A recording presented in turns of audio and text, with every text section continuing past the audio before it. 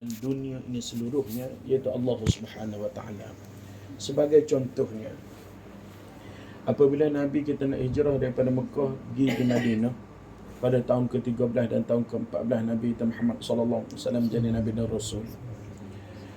Proses penghijrahan Nabi sallallahu alaihi wasallam ini iaitu berpindah daripada Mekah kepada Madinah ini, kalau kita tengok dalam beberapa kitab, seakan-akan sama dan paralel dengan penghijrahan seorang manusia daripada alam dunia pada alam barzakh. Sebab itu bila kita baca kitab ni menyebabkan titik air mata kita, dan kita membuat kesimpulan bahawa director perjalanan hidup di dunia ini ditentukan oleh Allah Subhanahu Wa Taala. Sebagai contohnya, apabila Nabi kita Muhammad sallallahu alaihi wasallam pada malam 27 itu malam Jumaat macam ni lah, 27 Safar, Nabi pun turun daripada rumah, wa ja'alna min baini aydihim sadan wa min khalfihim sadan fa'ashaynahum fahum la yubsirun. Nabi kita Muhammad sallallahu alaihi wasallam turun daripada rumah dia pada malam Jumaat ginilah 27 Safar, nak pergi hijrah, lalu berhijrah bersama dengan Abu Bakar. Bila sampai hijrah dengan Abu Bakar, bila sampai dekat Gua Thur, famakatha fihi thalatha layal. Nabi SAW duduk di Gua Thur selama 3 malam. Dan selama dia duduk di Gua Thur selama 3 malam, nanti magi Mutawwih akan tunjuk ni Gua Thur. Dia belah selatan daripada Mekah. Kalau nak pergi Madinah sebenarnya dia tak payah lalu ke Gua Thur, tapi Nabi olik dah tak saya bertembung dengan pihak musuh, Nabi pun pergi duduk di Gua Thur. Famakatha fihi thalatha layal. 3 malam Nabi duduk di Gua Thur. Lalu semasa duduk di Gua Thur 3 malam ini, orang-orang kufar, orang-orang kafir Quraisy ini, bijuk orang kafir Quraisy ini, dia kesan tapak kaki Sayyidina Abu Bakar dengan Sayyidina Rasulullah, sehingga dia dapat jumpa falamma iqtasu al-jabala fasa'idu al-jabala famarru bil ghar. Dia dapat detect tapak kaki Sayyidina Abu Bakar dan juga Nabi Muhammad, dan berakhir dekat Gua Thur. Bijuk semua orang Quraisy ini, kafir jahiliah Quraisy ini. Bila sampai dekat Gua Thur, lalu dia pun iqtasu athara. Dia pun cari fasa'idu al-jabal falamma balagul jabal fasa'idu al-jabal. Bila sampai dekat Gua Thur, dia pun naik atas Gua Thur. Famarru bil ghar. Lalu Sayyidina Abu Bakar pun tengok orang-orang kafir Quraisy dalam 50 hasta biqadri 50 dhira'in, lebih kurang 50 hasta. Dia tengok famarru bil ghar. Maru ni bahasa Arab, bahasa Melayu kita kata gimari. Jadi orang kafir duduk gimari main depan. Lalu katanya Abu Bakar, ya Rasulullah, innahum la yarawna ya Rasulullah. Ya Rasulullah, taubat lillah, orang kafir nampak dalam kita ya Rasulullah. Apa Nabi kata? Tengok bagaimana Nabi layan Abu Bakar. Nabi reverse psikologi Abu Bakar. Katanya Rasulullah, kalla, tak mungkin Abu Bakar. Inna malaikatan tasturuna bi ajlihatiha. Sebagaimana makan ni duk bau hukuk saji, tahaya pecik, tah nasi arak, tah nasi biryani, tak berapa, kita tak tahu lagi tak kat tuduh saji. Gitu kat kita. Bagaimana orang kafir nak tengok kita? Kerana malaikat yang kita duk bawah sayap malaikat, kita duk bawah tudung sayap malaikat. Orang kafir innahum kalla ni istidrak. Tak mungkin sekali Abu Bakar. Orang kafir akan nampak kita. Inna malaikatan tasturuna bi ajnihatiha. Kerana kita duk berhukuk sayap malaikat. Siapa dia berani dia cokek sayap malaikat?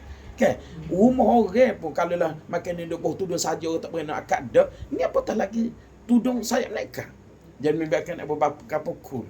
Lalu Allah Ta'ala pun menurunkan juga di dalam surah At-Taubah ayat yang ke-44. Allah Ta'ala kata, illa tansuruhu faqad nasarahu Allah إذ أخرجه الذين كفروا ثاني اثنين إذ هما في الغار إذ يقول لصاحبه لا تحزن إن الله معنا. Apabila Abu Bakar duduk tengah kaluk, bimbang, kenaling, anxious, takut, tergunyuk, Nabi sebut pada Abu Bakar, la tahzan, jangan bimbang Abu Bakar, relax, chill bro gitu. Relax Abu Bakar, relax. Tengok bagaimana Nabi reverse psychology. Reverse psychology. Tidak kata tak apa punya betul sudah kalau kita. Tu orang panggil nak menambahkan kerisauan lagi. Tapi cara Rasulullah, relax, la tahzan, relax, chill bro, chill. Budak ni chill bro, chill. Jadi tengok bagaimana Nabi reverse psychology dalam usaha berpindah itu. La tahzan, jangan bimbang, jangan takut, jangan pusing. Sebab tu dalam kita musafir tak macam-macam lah dalam musafir. Boleh segi umrah, boleh jumpa pasport lah tu lah. Lepas tu kalau kita mutawif pun kita jenis tak reverse psychology, sudah dolar tak lagi, dolar tinggal kau kapal ber. Jadi orang ni kok kan. Jadi kita jadi kau lah bimbang. Jadi tengok bagaimana Rasulullah SAW dalam proses hijrah. Dan kita pun tengok pula bagaimana dalam proses kita nak berpindah daripada alam dunia pada alam barzakh. Cara yang sama, modus operandi yang sama. Sebab tu saya nak raya, iaitu dunia ini director filmnya adalah satu, iaitu Allah Subhanahu Wa Taala. Supaya kita tengok pula bila orang nak hijrah daripada dunia pergi pada alam barzakh. Dalam satu hadis riwayat daripada Sayyidina Al-Bara' bin Azib, katanya Sayyidina Bara' bin Azib, kharajna ma'a Rasulullah sallallahu alaihi wasallam ila janazati rajulin minal ansar. Kami semua keluar bersama dengan Nabi sallallahu alaihi wasallam nak pergi mengurus satu jenazah orang Arab Ansar di Madinah. Bila kami sampai dekat kubur orang Ansar, lalu Nabi SAW pun tunduk kepada pepatah Nabi pun, thumma yarfa' basarah, Nabi pun angkat mata dia, thumma yanzur ila sama', Nabi pun lenggok tengok ke langit, Nabi pun tunduk, yakhfid basarah, Nabi pun tunduk semula, thumma qala, kemudian Nabi pun kata, a'udzu billahi min adzabil qabr. Selepas daripada itu kata Nabi SAW, innal 'abdal mu'mina, sesungguhnya apabila seorang mukmin mukmin ni kita lah, orang mukmin, apabila dia nak meninggal dunia, jaa malakul maut, malakul maut pun akan datang kepadanya, fajalasa 'inda ra'si, dan malakul maut akan duduk di bahagian kepalanya. Dan apabila orang nak mati, kita tengok dalam filem, kita tengok di hospital, orang sampai pun nak mati, nadi dia pun 190, 180, rhythm nadi dia pun tak normal, dia doktor pun tolak, push emergency trolley, misi pun kalut, patut seorang staff ni, seorang misi akan telefon pada ahli keluarga, marilah mu awak ni tak stabil ni, boleh meninggal bila masa, kita pun allow, patut anak dia ke sepupu dia pun telefon hodok Kuala Lumpur, telefon hodok Labuan, telefon overseas, make WhatsApp lagi, hot tu pun cari tiket, semua dalam keadaan kadut. Dan orang yang paling kadut adalah orang yang nak mati tu. Okay? Sekarang nyam bombok nyam. Kalau kita panggil teknik takikardia apa tu, kita kapal wrestler dia apa peluh dah tak. Lalu pada waktu itu bagaimana Malikul Maut datang approach orang yang mukmin. Dia kata lagi mana? Ukhruji, dipersilakan keluar. Ya ayyatuhan nafsul mutmainnah, wahai ruh yang tenang. Kita dalam keadaan anxious, kalau patut doktor pun kalau doktor kata bagi magnesium, bagi sodium ambil ni nak tekan dada, patut telefon pada orang dia pun baca Yasin, dia pun tahu dia nak mati. Boleh Malikul Maut kata ukhruji ya ayyatuhan nafsul mutmainnah, dipersilakan keluar wahai ruh yang tenang. Tengok bagaimana Malikul Maut reverse psikologi orang nak meninggal dunia. Okay. Selepas pada tu dia pun sebut ila maghfiratin minallahi wa ridwan, keluar untuk menuju kepada keampunan Allah dan juga keredaan Allah. Dan tengok dalam hijrah Nabi sallallahu alaihi wasallam, Allah Taala sebut orang-orang yang hijrah daripada Mekah pergi kepada Madinah, hijrah berpindah daripada Mekah kepada Madinah, yabtaghuna fadlan minallahi wa ridwana, mencari keredaan Allah, mencari kelebihan daripada Allah, kurniaan Allah, dan juga ridwana, dan mencari keredaan Allah. Tengok bagaimana perpindahan daripada Mekah kepada Madinah, sama modus operandinya dan juga approach, jalan ceritanya, orang yang berpindah daripada dunia kepada alam barzakh. Nak ayatnya director filem adalah satu, iaitu Allah Subhanahu Wa Taala. Satu. Yang keduanya, apabila kita duduk di Mekah, apabila kita duduk di Mekah, mutawif kita kadang-kadang semua mutawif akan membuat kelas. Kita panggil kelas tazkirah, sebab kita ni semayang hajat, lepas tu ada tazkirah. Lepas tu kadang-kadang kita tidur tambah-tambah macam orang supermarket 2-3 kali tu. Mahir dah. Kalau mutawif tak ajar pun, kita kata tak apa dah, kita tahu dah. Rukun tawaf, macam nak tawaf, nak itba', apa semua sekali. Tertib belakang dah. Tapi apa dia buat juga kelas ataupun majlis halaqah zikir, halaqah ilmu, kenapa? Kerana kalaulah kita pergi ke masjid semata-mata nak ibadat, kita hanya dapat satu langkah, kita dapat satu kebajikan, satu dosa diampunkan, satu darjat diangkat. Tapi kalau kita pergi untuk menuntut ilmu, kita akan dapat 10 kebajikan, 10 darjat diangkatkan, dan juga 10 dosa diampunkan. Sebab tu dia sengaja buat majlis ilmu di Mekah dan di Madinah, supaya rihlah dia ni mendapat pahala yang besar berbanding dengan pergi nak ibadat saja. Lepas pada itunya, perkara yang tiga, masa kita duduk di Mekah. Masa duduk di Mekah ini, istimewanya Mekah ni. Dan semua orang tahu, bila Nabi SAW nak hijrah, orang kafir buat perancangan tiga. Liyuthbituka, aw yukhrijuka, aw liyaqtuluka. Pertama, dia buat keputusan nak memenjarakan Nabi. Yang kedua, dia buat keputusan untuk pulau dan keluarkan Nabi daripada Mekah, buang negeri. Yang ketiga, dua ni tak setuju. Orang kafir Quraisy tak setuju. Sebab tak ada kesudahan. Hak sudah, kita kena bunuh Nabi. Walaupun nak bunuh Nabi SAW dan Nabi diperintahkan oleh Allah untuk selamatkan diri, pergi ke Madinah, sampai Nabi duduk 3 hari 3 malam dekat Gua Thur, Nabi pun turun pada hari Isnin 1 Rabiul Awal. Nabi turun dengan Abu Bakar. Lepas tu Nabi pun naik unta sampai dekat Juhfah. Nanti tanya mutawif, mana Juhfah? Ada atas pada Gua Thur tu sikit. Bila Nabi sampai dekat Juhfah, Nabi pun tengok kepada Mekah,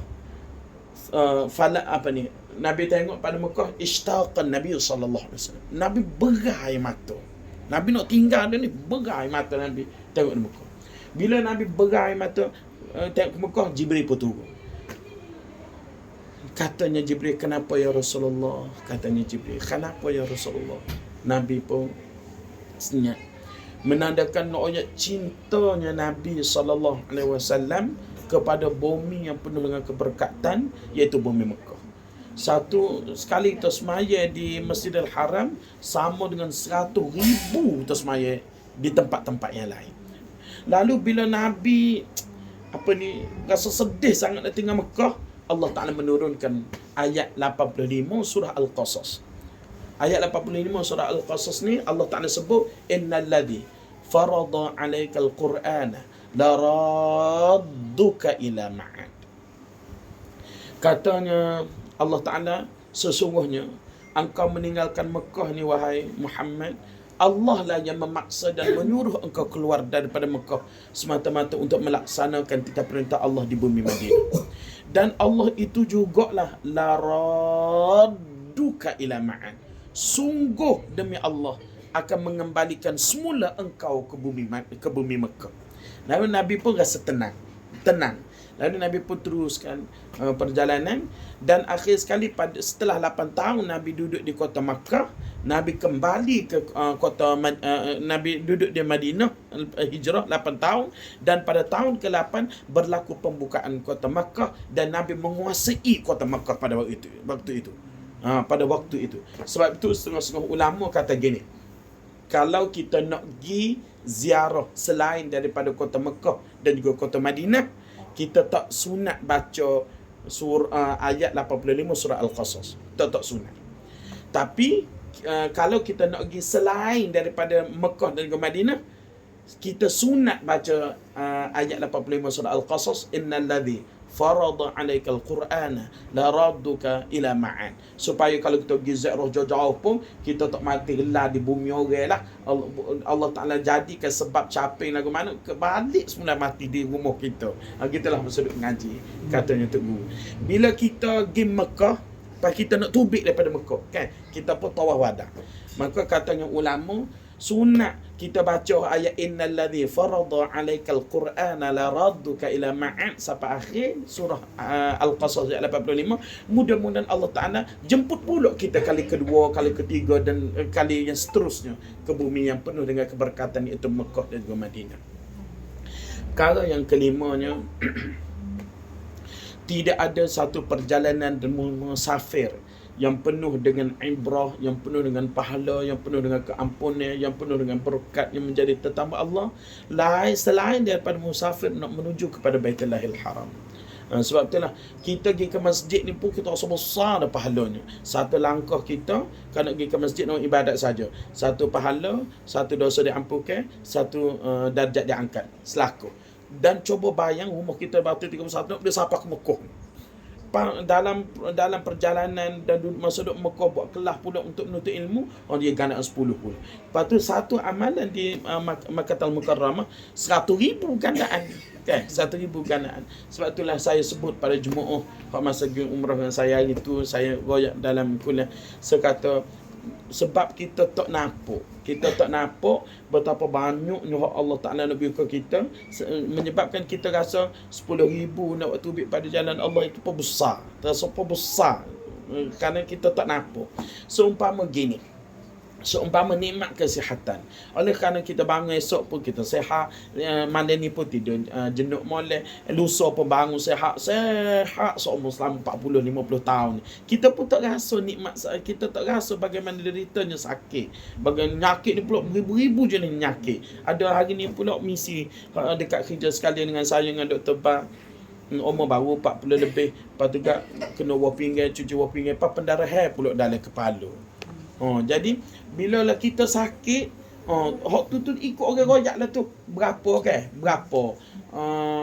Kalau lah nak buat operation, kalau nak buat apa, kalau lah tak ada dekat hak kerajaan, kena pergi kat swasta contohnya, ikut orang royak lah tu. Berapa ribu, 10,000, 15,000. Kita tak serah dah mahal kan? Kalau lah kita time kita duk segar lagu ni kita pun rasa lah mahal weh. 10,000, mahal 7,000, mahal 5,000. Itu sebab kita dah tengah sihat. Tapi bila kita sakit, bila kita tu sakit dah, kita tak serah mahal mana lah.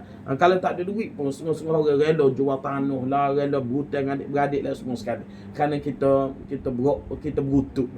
Begitulah juga pahala keampunan. Apabila kita berutut duduk di alam barzakh, di alam barzakh, ketika tu baru kita akan rasa hati mujur hari tu. Waktu ambil duit, korbankan duit dan juga pendapatan kita untuk mencari keridaan Allah, untuk mari rumah Allah, Baitullahil Haram, tempat buq'atun minal ardi, satu bahagian daripada bumi ini yang penuh dengan keberkatan, keampunan. Allah Ta'ala mengampunkan dosa, Allah Ta'ala meningkatkan darjat, Allah Ta'ala terima makbul doa.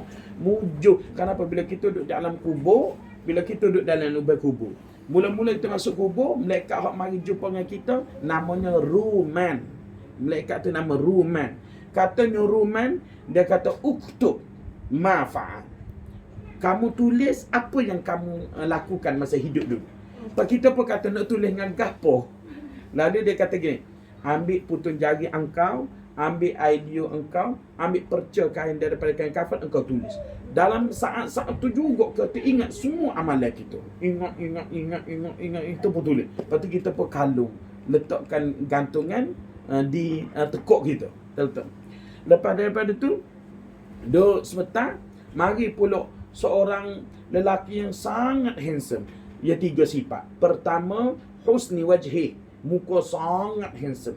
Yang kedua, cantik pakaiannya, husni thiyab, cantik pakaiannya. 2. Yang ketiga, baunya sedap. Bau yang sedap. Bau sedap, muka comel, pakaian semak. Lalu orang tu bertanya, dia kata, hal ta'rifuni? Awak kenal ke saya? Awak kenal ke saya? Kita pun kata, tak kenal, tapi tengok kau romo-romo ni orang baik lah. Okay? Tengok pada appearance ni, nampak semua orang baik lah. Kita kata. Lalu dia kata, ana amaluka salih. Saya ni, hak muka comel. Lepas tu pakaian pula janguk molek. Bau pula sedap. Saya lah amalan hak awak yang terbaik. Amal salih. Amalan awak yang terbaik. Sebab itu, sebagaimana kita hidup di dunia ni, nak pakai jubah comel, nak pakai kereta comel, kita terpaksa mengeluarkan belanja. Begitulah juga kita dengan Allah Subhanahu Wa Taala. Nak pergi Mekah, lepas tu kita ibadat pada Allah, nak sedekah apa semua kita belanjakan. Akhir sekali apa yang kita dapat, seorang laki-laki yang rupa dia begitu cantik, pakaian dia begitu smart, dan juga bauan yang begitu sedap, dan dia bertanya, hal ta'rifuni? Kenal ke saya? Dia kata cek ke. Kita pun tengok, ataupun kita kata tak cek, tapi tengok ke rupa tu, rupa orang baik-baik. Kemudian dia kata, ana amaluka salih. Saya lah amalan awak baik sebenarnya. Awak gemukah rela korbankan duit semata-mata kerana Allah. Awak semaya, awak sedekah, awak selawat pada Rasulullah, lepas tu awak pergi ziarah Rasulullah sallallahu alaihi wasallam. Akhir sekali barulah mari malikul maut, barulah mari munkar wa nakir. Barulah mari munkar wa nakir. Bila mari munkar wa nakir itu, dalam amalan kita pun bersoal jawab dengan munkar wa nakir. Bila kita bersoal jawab dengan munkar wa nakir, Lepas daripada tu, katalah kita ada kesalahan apa, barulah mari malaikat azab. Baru malaikat azab yang mai nak azab kepala kita. Lalu kepala kita kata, saya awak tak boleh masuk kau ni. Min qibali hadha, awak tak boleh masuk daripada arah kepala kerana saya solat semaya. Duk jaga belah kepala. Lepas tu mari pula ke sebelah kanan, iaitu zakat. Hak kita sedekah zakat. Dia kata saya jaga. Ma wajadta min qibali, awak tak boleh masuk untuk azab mayat ini daripada pihak kanan kerana zakat dia jaga. Pamari pula sebelah kiri, malaikat azab nama sebelah kiri. Moga tolak Nabi Muhammad sore gak pok selain pada Nabi Muhammad ni adalah salah sikit banyak tebal nipis besar kecil. Lalu mari pula sebelah kiri pula, kata malaikat sebelah kiri, dia kata saya puasa. Belah kiri ni puasa apa kata puasa. Kata kepada malaikat azab, dia kata sebelah kiri ni ma wajadta min qibali hadha, awak tak boleh nak masuk untuk azab mayat ini sebelah kiri. Mari pula sebelah kaki, mari pula sebelah kaki. Mari pula sebelah kaki itu malaikat azab nak mai seksa ke sebelah kaki, katanya segala amalan kita hak baik-baik, sedekah kita, patut kita duk mengajar, kita duduk belajar Quran, cegah mungkar, suruh anak cucu semaya, suruh orang kampung semaya, sains semaya.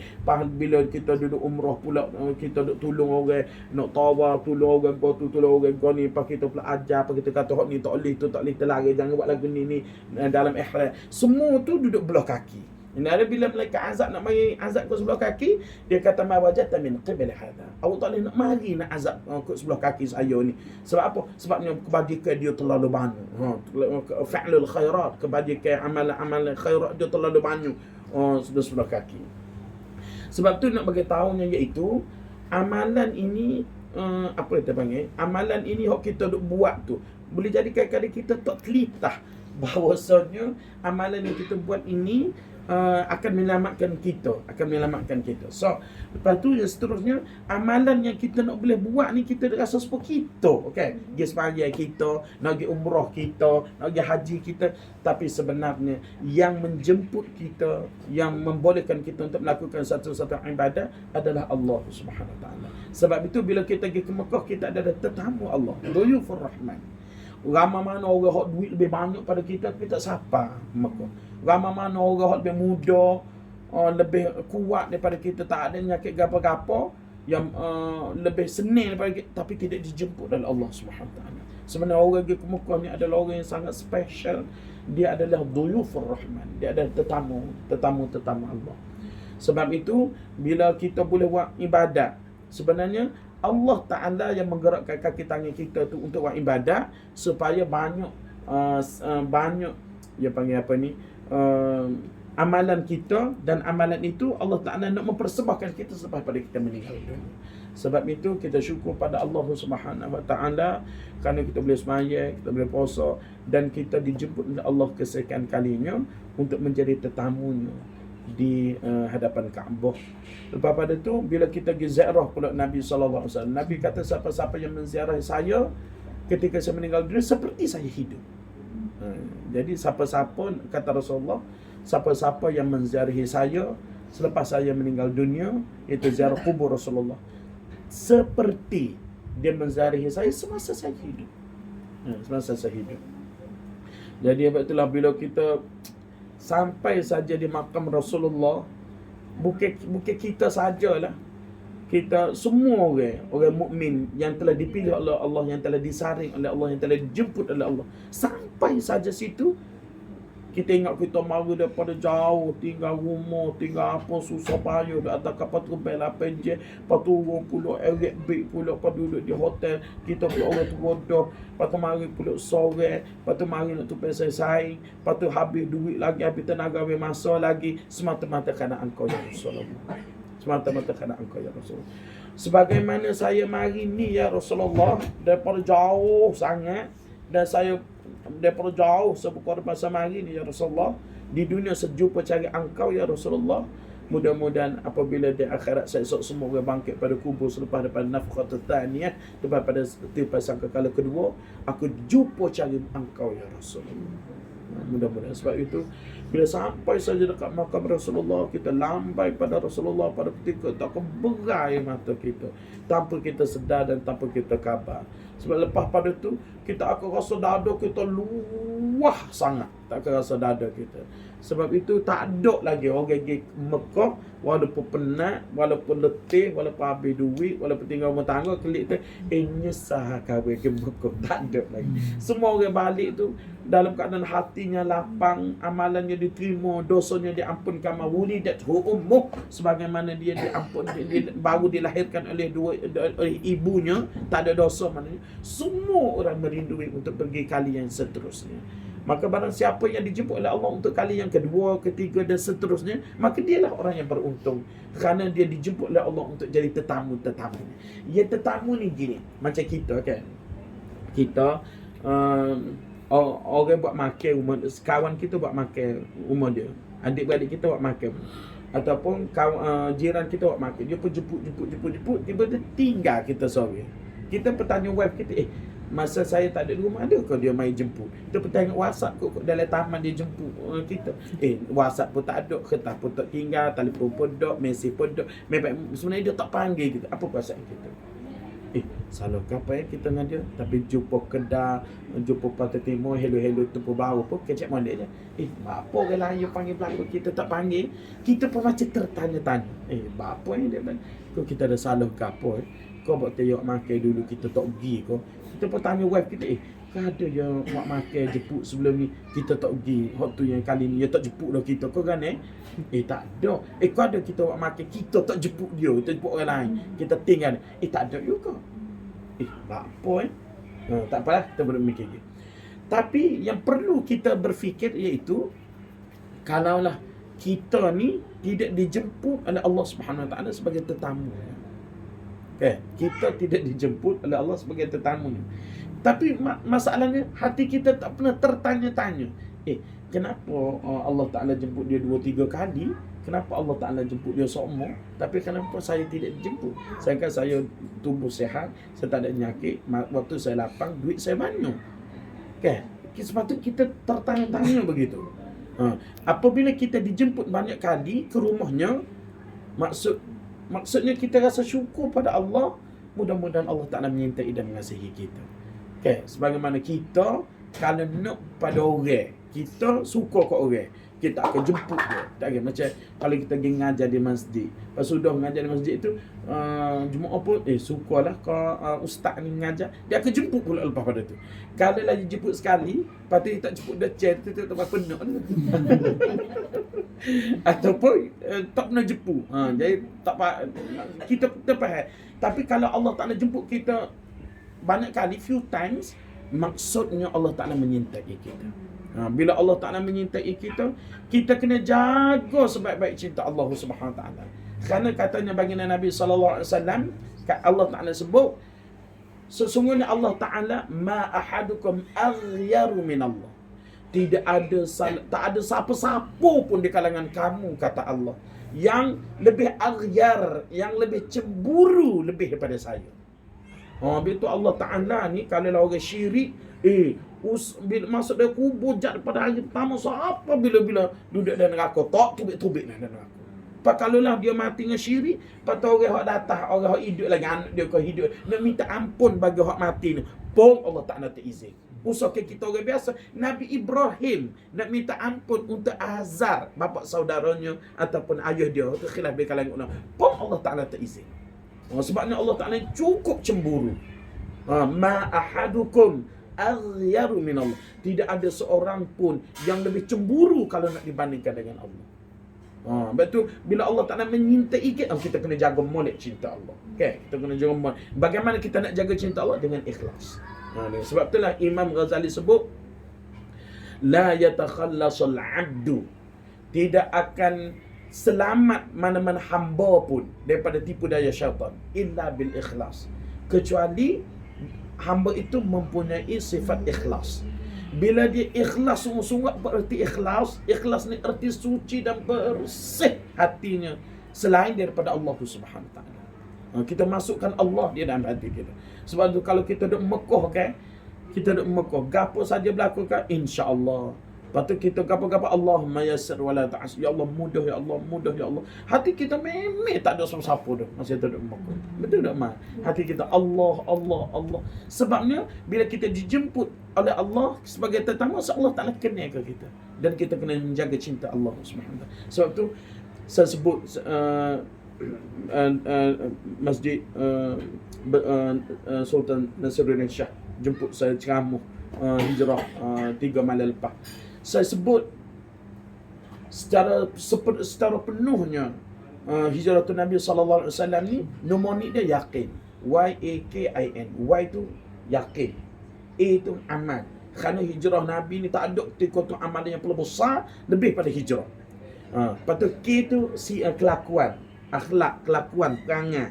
Bagaimana Suhaib Ar-Rumi, bagaimana Mus'ab bin Umar, bagaimana Abu Bakar. Abu Bakar ni bila Nabi SAW nak naik Gua Thur, Abu Bakar pun faham orang Arab ni dia akan cari tapak kaki. Dia main bijuk sangat detek tapak kaki. Abu Bakar kata, ya Rasulullah, mu naik atas kaki tu aku lah ya Rasulullah, supaya orang nampak kaki aku je, tak nampak kaki mu.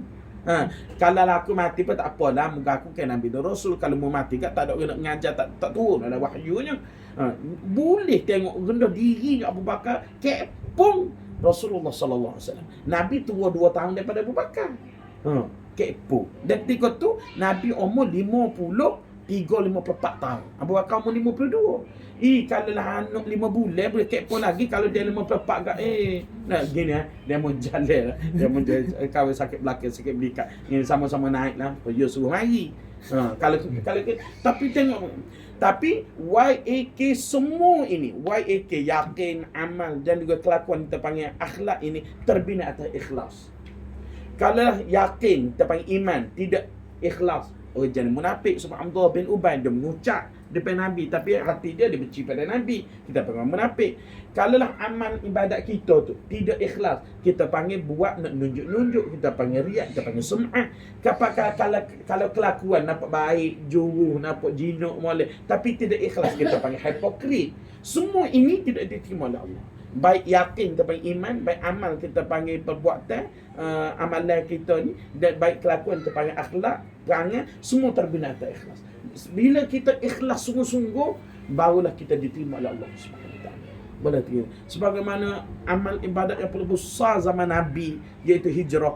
Walaupun hijrah tu Nabi hijrah zaman Nabi dulu tu amalan paling besar, tak ada benda besar, sehingga kan bila Abu Bakar kata, ya Rasulullah, ambil kamu saya kau utang, ambil aku saya kau utang. Pas Nabi kata bithamani, tapi aku tak ambil saja, aku nak bayar. Kenapa ulama kata Nabi nak bayar untuk Abu Bakar tu? Sedangkan sebelum tu duduk guna duit Abu Bakar tu, guna duit Saudara Khadijah untuk mengembangkan Islam, banyak mana sampai Khadijah habis tu. Ulama kata kerana hijrah itu adalah ibadat yang paling besar, Nabi nak guna dengan harta dia sendiri untuk hijrah. Kenapa? Mulianya hijrah. Walaupun mulianya hijrah, tapi seorang sahabat dia hijrah tu kerana untuk berkahwin dengan seorang perempuan namanya Ummul Qais. Bila dia berkahwin, maka Nabi pun sindir dia. Siapa-siapa hijrah, faman kanat hijratuhu ila Allah wa rasulih, fa hijratuhu ila Allah wa rasul. Siapa hijrah semata-mata niat dia kerana Allah dan Rasul, maka dia akan dapat Allah dan Rasul. Siapa-siapa hijrah kerana nak kahwin dengan perempuan, la tazawwajuha, dia akan kahwin au li dunya yusidha, ataupun dia hijrah tu kerana dunia, maka dia akan dapat dunia. Nak kahwin, maka dia akan dapat nak kahwin. Tapi di sisi Allah, Allah Taala tak terima. Sebab tu Allah Taala ni Allah Ta'ala ni pemurah, Allah Ta'ala ni pemberi, Allah Ta'ala ni pengampun, tapi pada masa yang sama Allah Ta'ala sensitif.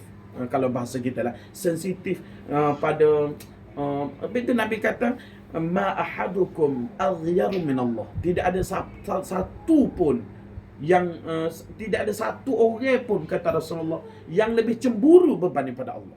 Habis tu Allah Ta'ala tak boleh kalaulah orang syirik, kalau orang menduakan, tak boleh. Betul. Kalau kita duduk Mekah kan, kalau kita kata nak tupai mutawif, orang tu pak sudah akan tupai mutawif. Tak buat hijab lah mutawif. Betul, kita duduk Mekah kan, kita semua sebut Allah, Allah. Kalau kita lapar pun, ya Allah, laparnya aku tolong, ya Allah. Gitu. Sebab Mekah Madinah ni memang nak train hati kita sungguh-sungguh pun, supaya tawajuh kita pada Allah, tawajuh kita pada Allah, tawajuh pada kita pada Allah. Macam-macam lah cerita itu. Bila orang balik daripada Mekah kan, macam-macam kita dengar cerita. Ada seorang tu dia duk cuci waping 3 kali. Hak sepengat saya apa ni, mok kepada staff sister kita di Dewan Pedu. 3 kali seminggu duk cuci. Saya pun bawa dia pergi cuci waping pak kelik mari pak bawa. Tapi antara ramai-ramai orang, dia lah orang yang pertama, dia lah orang yang kedua yang dapat pergi kucuk kampung. Betul ke pelik? Sebabnya dia semua kata, ya Allah, saya ni cuci waping minta sungguh-sungguh lah ngamu lah Tuhan, aku tak ada daya upaya sekarang. Dia beratus pada Allah. Semua berai mata dia. Lepas tu dia pula buta huru, jatuh untuk ke saya dengan suami dia. Supaya dia dekat Kaabah tu siapa kau gigi kan. Jauh. Masya Allah. Lepas tu orang yang pertama yang jemaah saya yang dapat sentuh dan kucuk Kaabah, orang Johor. Orang Johor. Dan dia lah yang paling uzur sekali yang nyakit nyetok, epilepsi nyetok. Lepas tu daripada awal-awal masa nak pergi lagi atas kapal terbang tu, pilot cari dia. Dr. Azmi boleh tak report kepada pramugara kita. Sepakar tahu mana dia aku nak mari umrah ni. Rupanya jemaah saya duk tengah fitting atas flight. Lepas tu masa duk Mekah pun tiap-tiap hari duk tengok ngetok. Tapi dia kata saya tak malu, dia kata saya tidak nak gapo. Sama hari ni semata-mata kerana Allah, saya ada tetamu Allah, saya mengharapkan Allah, saya nak Allah. Akhir sekali dia lah ramai-ramai yang pertama dapat pergi kucuk kampung. Betul lah. Masa kita duduk Mekah ni memang Allah Ta'ala nak train hati kita ni, supaya Allah terus main bertawajuh Allah kerana Allah Ta'ala menyertai kita. Lepas tu kita beja tetamu ni, kalau Allah Ta'ala kita lah, kalau orang kita tak kenal, kita tak ajuk main dulu. Okay? Takkan jadi tetamu kita. Lepas tu kita ni tetamu yang dihormati. Sampai kalau kita pergi Mekah, kalau kita pergi di hospital Mekah, lepas tu kita pun tunjuk, Mu'tamir ni orang mari untuk umrah. Staf di hospital ke doktor pun memang akan memberikan layanan yang baik, kecil yang baik. Pada tu bukan tipikal orang Arab pun. Orang hak baik semua, orang Melayu baik, lembut berbudi bahasa. Orang Arab dia kasar. Tapi bila kita ni tetamu Allah, orang Arab tak berani, dan dia sangat menghormati Mu'tamir. Mu'tamir. Ayah Mu'tamir. Haji Mu'tamir. Dia sangat menghormati. Kerana dia mengetahui nilai tetamu Allah. Dan kita kena berasa kita ni adalah tetamu kehormat Allah Subhanahu Wa Taala. Betul, doa dia makbul, dosa diampun, segala belanja tu Allah Taala akan return balik segala belanja kita di Mekah tu. Allah Taala janji. Pada tu bila kita mati, amalan kita, haji kita, semaya kita, doa kita di Mekah ini akan mari balik pada kita, dan kita boleh jumpa dengan Rasulullah. Rasulullah kata, siapa ziarah kubur saya seperti dia ziarah masa saya hidup. Kalau lah hak ni pun, kalau lah tak capung haji umrah tawaf sa'i lagi pun, hak pergi ziarah kubur Rasulullah sahaja ni pun, kalau nak dia bayar dengan 100,000 rasa tak pandai lagi. Kerana pergi ziarah kubur Rasulullah sama seperti pergi ziarah Rasulullah masa hidup ni. Betul lah. Bila kita nak balik pada Mekah tu, saya pun baca banyak kali innal ladzi farada alaikal Quran. Mudah-mudahan Allah Taala hantar balik, return balik kita di Mekah, nak pergi tu. Sebab dosa diampun, doa mustajab. Lepas tu banyak sangat orang di Mekah, dia doa apa, bila balik dia di rumah dia, Allah Taala pun tunjuk sosok. Hak masa awak minta dulu, saya bui hak ni, dia bui hak ni dulu. Macam kita pergi rumah Tok Wakil, kita pergi rumah besar-besar, kita pergi rumah profesor mana-mana, kita pergi rumah dekan mana-mana. Okay, kita tetamu dia jemput kita. Pas kita pergi rumah dia, kata, Prof, ni anak saya, mana. Oh, dia duduk ngaji dengan saya, Dia dengan tak apa, insya-Allah. Saya tulu-tulu tengok, saya tulu-tulu ajar. Kadang apa-apa sakit di mereka, apa saya telefon lalu. Lepas tu, bila anak kita balik kan, kita tanya, kenal ke Prof? Oh, kenal. Patut pun dalam masa dia duduk ngajar, dia tanya, anak tu ni duduk sini. Oh, pokoknya mawet dah ke dia. Dan kita pun, tu. Sebab kita tetamu dia. Okay, kalau orang mari rumah kita kan, orang mari rumah kita, ada pisau, tetamu tu kata, comelnya pisau. Comelnya pisau jelap, panjang-panjang, kuno-kuno besar-besar. Kita sebagai tuan rumah kata, dia ambil lalu paper bag, bubuh pisau nak kelip lagi. Kan? Nak royaknya gitulah taraf tetamu. Kan kata kita tak minta cuma royak macam. Tapi dia pun tidak minta. Bukan kata manuk kalau hok minta tu lagi lah kan. Kalau hok minta tu ni dah comelnya pisau rumah mah. Tak apa ambil paper bag bubu. Ni buat klik dia buat makan kanan. Lepas tu buat nak tetamu Allah. Sebab tu duk mengkokek sunuk gapo pun Allah Taala ke makbul. Lepas tu kita balik rumah ni kita Allah Taala tunjuk sosok gapo kita minta tu makbul. Sebab kita tetamu. Okay. Tetamu ni kalau orang mari rumah kita kan, kita pun panggil dia. Lepas tu kita pun nampak nampak macam selera dia makan. Kadang-kadang kita pergi dapur tu buku siap-siap. Sebab kita pun tahu nak royak lagu tu lah layanan kita sama kita tetamu pun. Dan Allah Ta'ala lebih lagi melayan kita sebagai tetamu. Sebab itulah umrah ni semua ia adalah satu amalan yang sangat istimewa. Lebih-lebih lagi kita nak pergi bermusafir, tinggal rumah tangga, tak tahu berapa ratus ribu kilometer kita nak pergi. Susah payah ni, habis duit, habis tenaga, habis masa, habis geng, habis kederak, nak pergi semata-mata nak pergi jumpa dan ziarah baginda Nabi SAW. Tidak ada satu pun makhluk yang diciptakan lebih mulia daripada baginda Nabi SAW. Mudah-mudahan Allah Ta'ala menyelamatkan dan memudahkan dan menerima segala amalan, dan Allah Ta'ala memudahkan dan menyelamatkan perjalanan pergi dan balik mat. Mudah-mudahan Allah Ta'ala membantu dan memudahkan urusan umrah, dan Allah Ta'ala memakbulkan doa, mengampunkan dosa mak, memudahkan urusan, memurahkan rezeki dan menjadi kekasihnya, dan Allah Ta'ala menerima segala hajat dan juga mengabulkan segala doa dan munajat mak. Mudah-mudahan aqulu qawli hadza wa astaghfirullahal azim li wa lakum. Assalamualaikum warahmatullahi wabarakatuh.